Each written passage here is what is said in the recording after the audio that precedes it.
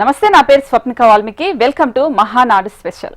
TDP Mahanadu అన్నాక తీర్మానాలు ప్రవేశపెట్టడం కామన్, వాటిని అమలు పెట్టడం కామనే. కానీ ఈసారి కొంచెం స్పెషల్. అందులో లోకేష్ మార్కు కనిపించబోతోంది. యువగలం పాదయాత్రతో టీడీపీ శ్రేణుల్లో ఒక ఉత్సాహం తీసుకొచ్చిన లోకేష్ పార్టీ భవిష్యత్తు నిర్మాణం దిశగా ఆలోచనలకు పదును పెట్టారు. ఈ క్రమంలోనే పార్టీని మరో 40 ఏళ్ల పాటు నడిపించడానికి అవసరమైన ప్రణాళికలకు సంబంధించి కీలక నిర్ణయాలు తీసుకోబోతున్నారు. పార్టీ మూల సిద్ధాంతం స్ఫూర్తితో ప్రస్తుత ప్రజా అవసరాలకు తగ్గట్లు పార్టీలో కీలక విధాన మార్పులు రానున్నాయి. కొత్త విధానాలతో పార్టీకి కొత్త లుక్ రాబోతుందంటున్నారు టీడీపీ నేతలు.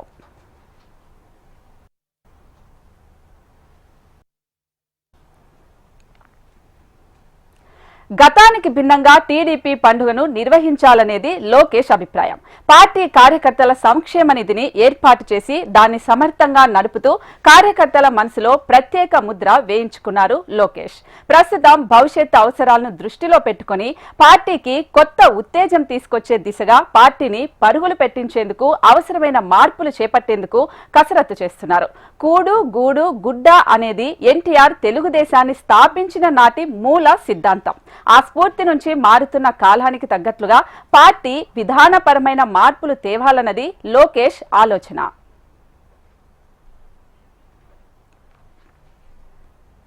కాలం మారుతోంది, ప్రజల అవసరాలు మారుతున్నాయి, వారి ఆలోచన విధానం కూడా మారుతోంది. ఎన్టీఆర్ హయాంలో ఆత్మాభిమానం, చంద్రబాబు హయాంలో ఆత్మవిశ్వాసం అనే నినాదాలు రాజకీయ సమీకరణాలనే మార్చేశాయి. ఇప్పుడు ఆ స్ఫూర్తిని కొనసాగిస్తూ ప్రజలకు, పార్టీకి, కార్యకర్తలకు మంచి భవిష్యత్తును అందించే లక్ష్యంతో సరికొత్త నినాదాన్ని రూపొందించాల్సిన సమయం వచ్చింది. అన్ని వర్గాలను ప్రతిబింబించేలా విధానాలు రూపొందించేలా ప్రణాళికలు సిద్ధం చేస్తున్నట్టు తెలుస్తోంది. ఈ క్రమంలో నారా లోకేష్ 6 కీలక అంశాలను కడప మహానాడులో ప్రతిపాదించబోతున్నట్లుగా తెలుస్తోంది. మహిళలు, రైతులు, యువత, సామాజిక న్యాయం, కార్యకర్తల సంక్షేమం లాంటి అంశాలపై లోకేష్ ఫోకస్ పెట్టారు. తనదైన స్టైల్లో ఒక ఐడియాలజీని లోకేష్ తెర మీదకు తేవనున్నారు. దేశంలోనూ ప్రపంచవ్యాప్తంగా తెలుగు వారికి ప్రత్యేకమైన గుర్తింపు, గౌరవం ఉంది. అయితే మారుతున్న కాలానికి తగ్గట్లు తెలుగు జాతి ఖ్యాతిని విశ్వవ్యాప్తం చేసేందుకు మరింత ఉన్నత స్థాయికి తీసుకెళ్లేలా ఏం చేయాలన్నది రూట్ మ్యాప్ రెడీ చేస్తున్నారు మంత్రి నారా లోకేష్. తెలుగువారు ఎక్కడున్నా, ఏ రంగంలో ఉన్నా నెంబర్ 1గా ఎదగాలనే లక్ష్యంతో నా తెలుగు కుటుంబం అనే ఐడియాలజీని ప్రతిపాదిస్తున్నారు అని తెలుస్తోంది. ఇక రెండోది స్త్రీశక్తి.